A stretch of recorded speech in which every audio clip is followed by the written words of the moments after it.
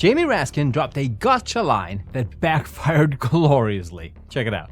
Well, what you're saying is that we should have army bases named after Confederate generals or Nazi generals, people we've defeated in war. Is that right? I'm not willing to let you put words in my mouth. The congressman kept cutting off Matthew Lohmeyer, twisting his words until the Undersecretary of the Air Force finally had enough and shut it down completely.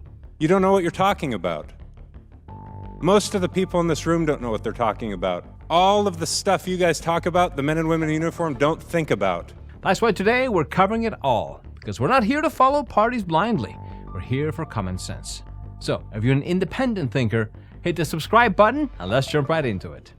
The military also depends on lots of African Americans, Hispanic Americans, Asian Americans. That's just a reality. You might love it, you might hate it, you might be ambivalent about it, you might just accept it. But in any event, that's the reality, as I understand it. And in any event, the Army decided that it wanted to rename military bases that had been named not after U.S. generals, but after Confederate generals who joined the Confederacy in rebellion against the Union. So, like Fort Benning was renamed after a pro-Union, pro-American general. Fort Gordon was renamed as Fort Eisenhower. Fort Hill was renamed as Fort Walker. And yet, I take it this is part of the big anti-woke arraignment and indictment of the military, that we have renamed military bases after pro-Union, people who've been loyal and faithful to the Union, as opposed to those who have opposed the Union and took up arms against the Union in traitorous insurrection. Now, for context, this hearing was meant to examine, quote, the risks of progressive ideologies in the military. So, it was strange, to say the least, when Raskin decided to focus not on the core issue, but on the color of a service member's skin. It felt completely out of place and, frankly, irrelevant to the discussion at hand. What's even more absurd is the fact that he shifted the conversation entirely to talk about the renaming of military bases. This is the kind of distraction you make when you don't want to touch the real issue. But he didn't stop there, as he directed the next questions toward Lohmeyer, putting words into his mouth, saying this. Now, what you're saying is that we should have army bases named after Confederate generals or Nazi generals, people we've defeated in war. Is that right? I'm not willing to let you put words in my mouth. We're about 2 minutes over here, so we're just going to let Mr. Lohmeyer finish, and that's it. So my point is, this is not an issue in which I've actively been involved. The renaming of bases. I wrote a book about Marxist DEI, Marxist critical race theory. That's my expertise.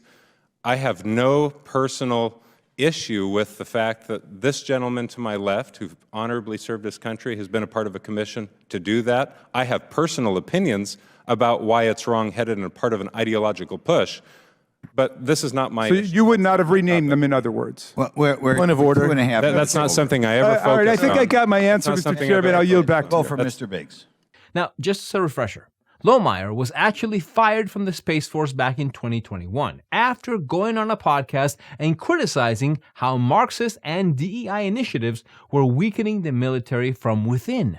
And just like the people who fired him, Raskin didn't bother to listen to the substance of what Matthew was saying and went for the cheap shot that would make him feel good about himself. That's the real problem with these hearings, where they turn into political theater, and the goal becomes scoring points and dunking on the other side. But then came Andy Biggs.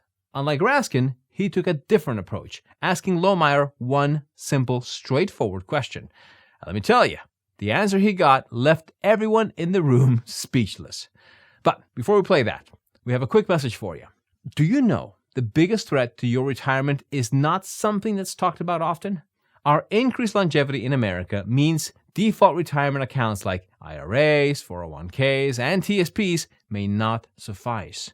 If you have over $100,000 in your retirement account, get instant access to a free 2-minute report from Augusta Precious Metals that reveals the one step you can take to secure your financial future.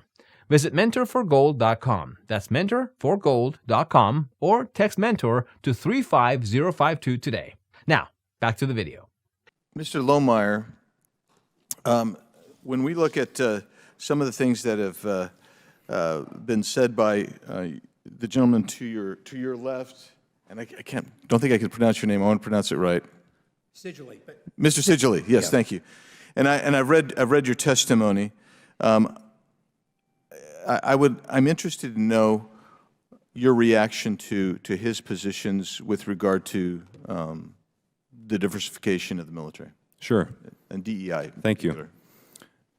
One point that the general made with which I disagree is that diversity is our strength. I don't think there's any evidence for that, but definitions matter. Words matter, and we're losing touch with this. I would reject the notion that diversity is our strength based on DEI definitions of diversity, equity, and inclusion. Skill and performance matter in the military if you'd like to deter conflict and win our nation's wars, period. As a commander in the military, I had a black colonel fly across the country to promote me to lieutenant colonel because I love the hell out of the guy and respect his views on the Federalist Papers, which he was teaching me after work hours, and because he was the best leader I've ever worked with. So don't bullshit me and say that you think you know what you're talking about. You've never served. You don't understand how this works. We care about performance in the military, period. Exactly.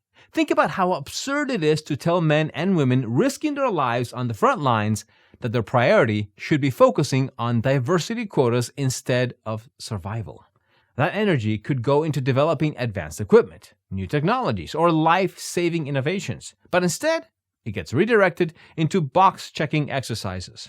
The same hours that should sharpen battlefield tactics or raise situational awareness are wasted in classrooms parroting buzzwords about identity politics. And here's the kicker. We already know these programs don't deliver. The corporate world has been running diversity training for decades, and study after study shows the same result. Minimal impact, if any, with plenty of resentment left behind. But Lohmeyer didn't stop there and continued ripping through Raskin without directly mentioning his name, pointing out the real consequences of misplaced priorities and making it clear what happens when ideology outweighs readiness. You don't know what you're talking about. Most of the people in this room don't know what they're talking about. We need lethality in the military, period. All of the stuff you guys talk about, the men and women in uniform don't think about. They go play Call of Duty at night after they learn their mission and execute that mission, period. They don't know what you're talking about. They don't know what you're voting on. They don't care about your sexual preference. They don't care what you look like, and they don't care what the person next to them looks like, period. I'm a citizen of this country, and I can dislike you and criticize you all I want here, but our men and women in uniform cannot. And so I speak on their behalf when I say lethality matters, merit-based selection and promotions matter, and your ideology doesn't matter one bit. You ask your average military service member when Truman was the President of the United States, they can't even tell you. But my point is, they're focused on what's happened since the George Floyd riots. There are things that have happened in the last 3 years in our military that we're up here to testify about, not the things that happened 60 years ago. We're great today because of what we've done for the last half century in the fighting of the Cold War. Those are great points. Partisanship has no business in the military.